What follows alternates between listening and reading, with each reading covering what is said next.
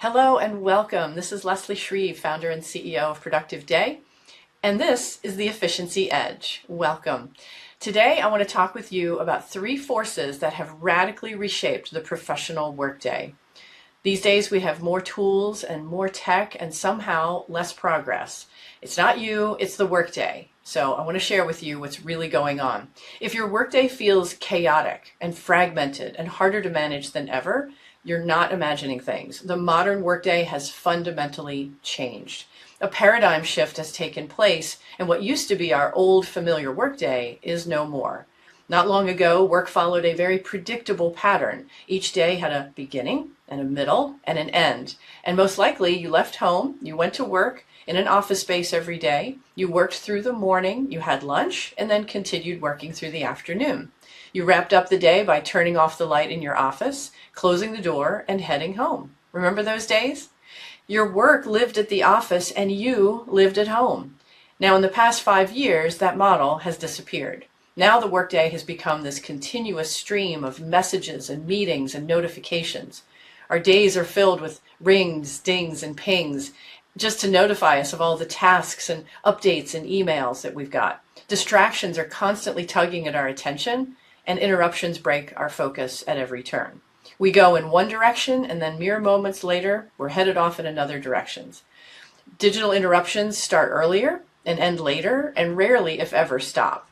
Most professionals describe feeling busy all day, but can't really put their finger on what they actually accomplished. Does that sound familiar? You might have thought in recent times, my work is never done. I always feel behind. Or it's harder than ever to keep up and my work keeps showing up in all these different places. Or work feels heavier than it used to, even though I've got more tools than ever. These thoughts are not signs of incompetence or inability or even lack of discipline.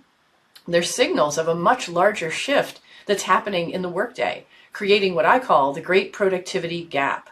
So let me explain what I mean by this. The great productivity gap is an ever-widening space between what we need to do and our ability to do it consistently every day. We're now entering an era of work defined by 3 converging forces that have fundamentally reshaped how we work. These forces didn't arrive all at once. They developed gradually over many decades as technology and communication and expectations transformed how work was done. What began as small shifts in the 1970s and 80s and 90s eventually accelerated into 3 powerful megatrends. Individually, each of these trends is significant, of course, but together they're creating a work environment that's like none other than we've ever experienced in the past.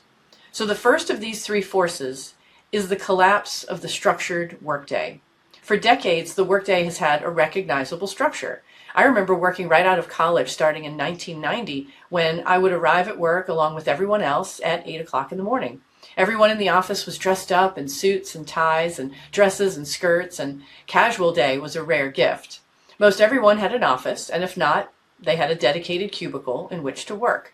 There were clear boundaries between focused work and collaboration within meetings.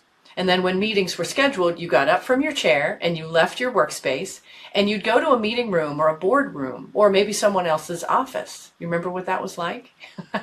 When you had new work to do, it came generally from 5 different places. Really, only 5 different places. The inbox on your desk was one of them, where someone could put new papers or files or the mail from today's mail. Or it was the fax machine, or a phone call, perhaps a meeting, or an in-office conversation. Lunchtimes were spent in a lunchroom or somewhere else, and breaks were short but expected. You had a phone, but you could actually leave it at the office because it was an office phone. Cell phones weren't common back then, and there was no texting. And even when work was demanding from day to day, there was still a general rhythm to the day, and more importantly, there was an end to the day. And when 4:30 or 5 o'clock rolled around, you turned off the light, closed the door, and left the office behind. Today, that structure is gone. The modern workday is now amorphous. There is no solid shape to it, and it is no longer confined. This is evidenced by the identification of the infinite workday, quote unquote, by Microsoft in their 2025 Work Trend Index Annual Report. This new term of the infinite workday describes the unstructured, unpredictable, and boundaryless workday that we have today. To start with, the space dedicated to work isn't a specific space anymore. Some people work at an established office location, some people work at home, and many do both.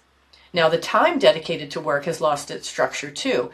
In their report, Microsoft shares evidence of this. They say that 40% of employees get online at 6 a.m. to review email in the inbox, and they try to plan their day.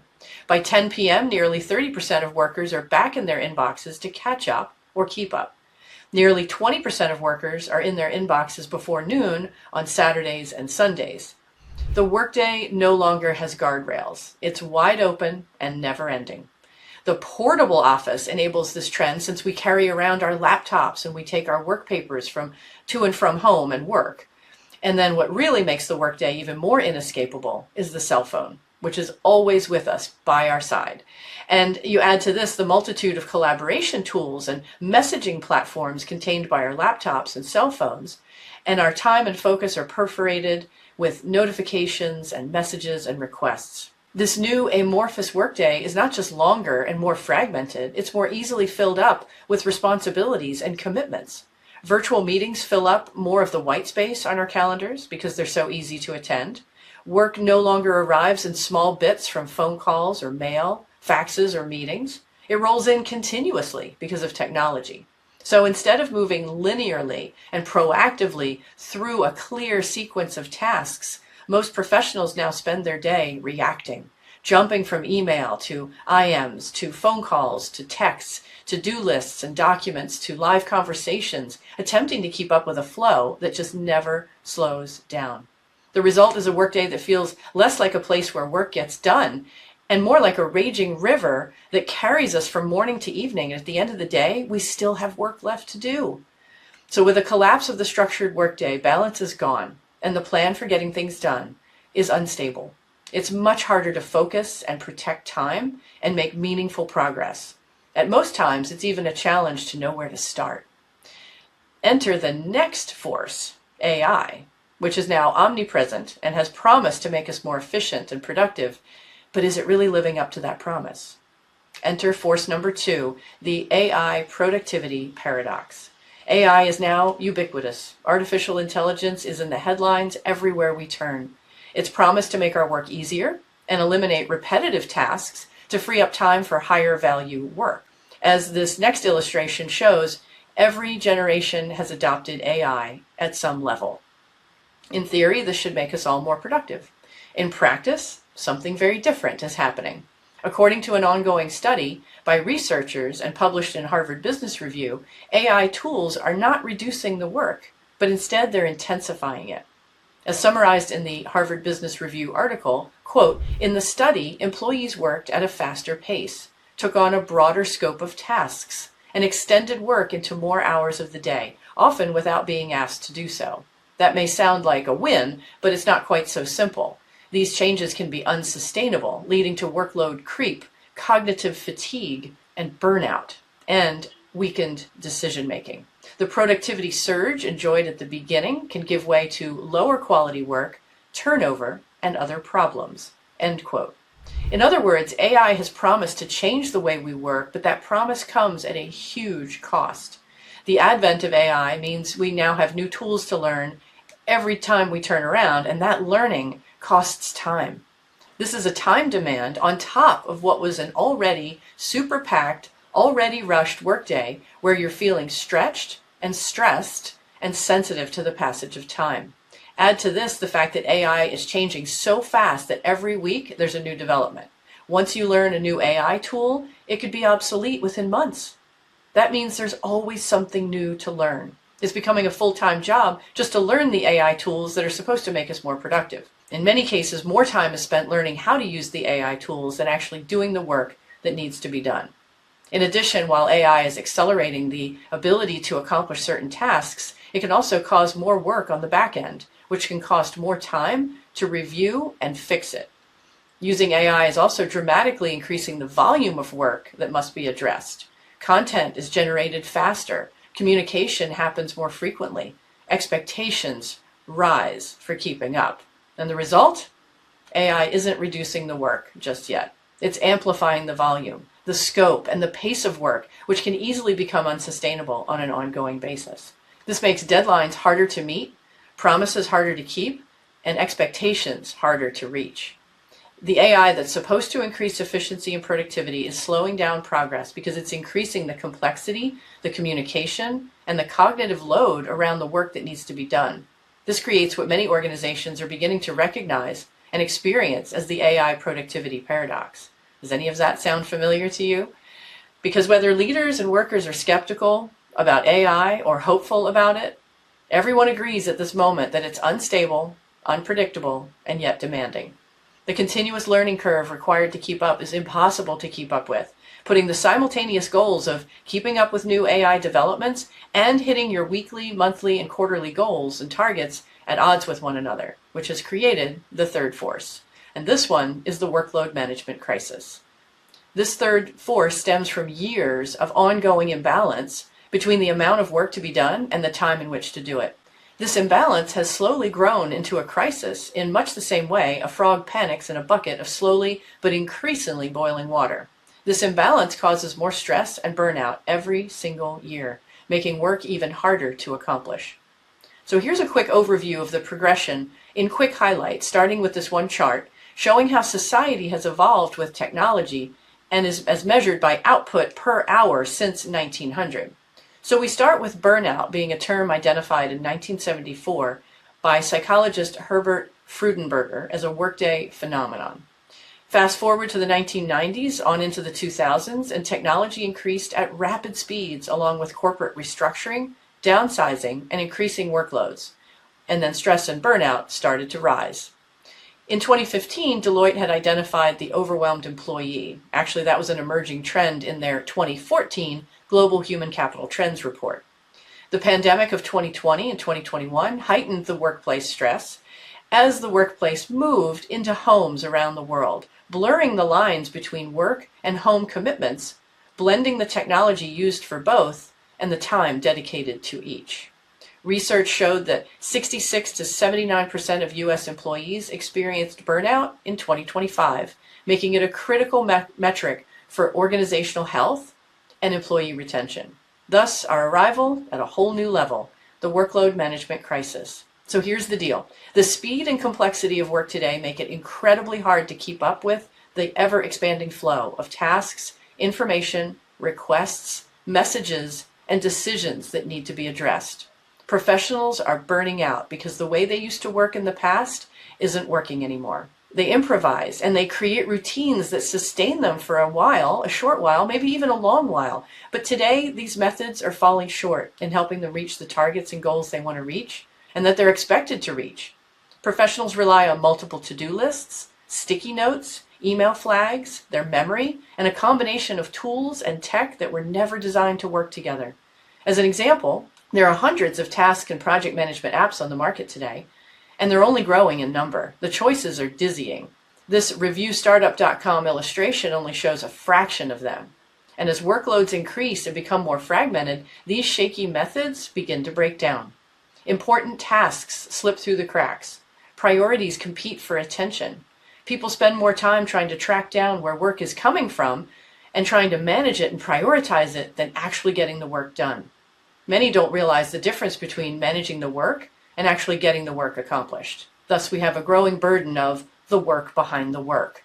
This kind of work includes communicating about work, searching for information to do the work, switching between apps, managing shifting priorities, and following up on the status of work. It's what you do throughout the day, but it isn't the actual skilled work that you were hired to do. Let me explain that one. There are actually two missions in your workday. Both need time, although not equal amounts of time. Time must be spent doing your work, and time must be spent managing how you work. But you want to spend as little time as possible on how you're working. There should actually be a disproportionate amount of time spent doing your work as compared to the time spent managing it. Now, doing your work is about using your expertise. It's about doing what you do best, what you love to do, unfettered, unencumbered, and uninterrupted. You accomplish real work when your time is spent doing the work you love. How you work is like the operating system that should be running quietly and smoothly in the background of your workday, but for many professionals, it's not working that way, and time is lost because of it. Time that could be used doing something more meaningful. The time you dedicate to the work behind the work is further complicated by the many tools and apps that are used, which can steal more time from actually getting the work done, and they slow you down. How you work is about how you protect time to work on your most important tasks and projects, how you prioritize tasks, how you plan action steps, how you find information, how you manage email, and how you make decisions, and more. If how you work feels like you're slogging through molasses, then how you're working isn't working. The processes used to manage work is stealing time from the part of your day when you could actually be getting work done. The imbalance caused by spending too much time on how you work versus getting the work done is creating a workplace in which we now have a lot of different trends. We have quiet quitting, we have quiet cracking, culture rot, bore out, task masking, gray work, ghost working, and productivity theater. In other words, a workload management crisis.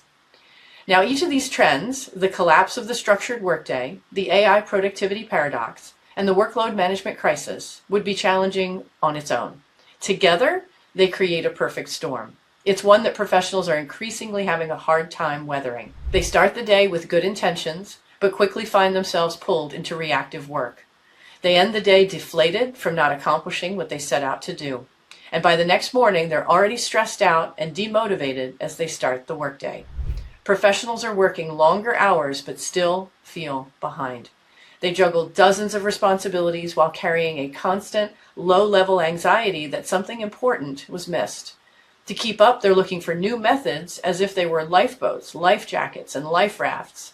Many are clinging to whatever they can find to keep them afloat. Most don't find what they're looking for and continue to tread water until they do. And it's exhausting, isn't it? Most frustrating of all, many people assume the problem is personal, that they need better discipline or stronger focus or more willpower, when in reality the problem is structural, and that's not your fault. So the modern workday isn't just evolving, it's accelerating. Organizations are moving faster, technology is advancing rapidly, expectations for responsiveness and collaboration and output continue to grow. Ignoring these forces won't make them disappear. Understanding them, however, is the first step toward navigating more effectively this new kind of workday. Because when three forces like these converge, they don't just reshape the way we work. It reshapes our lives as well. Closing the great productivity gap requires a fundamentally different approach to managing work. And the professionals and organizations that recognize this shift will be the ones best positioned to adapt. So the big question is, what do we do about all of this? Well, that's the topic of the next Efficiency Edge. You'll receive issue number 2 next month, but you'll hear from me before then. We're cooking up some new products and new program offerings over here so you can take control of your workday in a more doable, bite-sized series of steps. More on all of that coming soon. In the meantime, I would absolutely love to hear from you. Which of these three forces is showing up for you the most right now? I read and respond to every email, and hearing your thoughts will help me learn more about the topics I can address for you in the future. That's all for now. Until next time, remember to make the most of your minutes. Protect time for what matters, and make memories you'll cherish. Until next time, this is Leslie Shreve signing off. Here's to your productivity and success.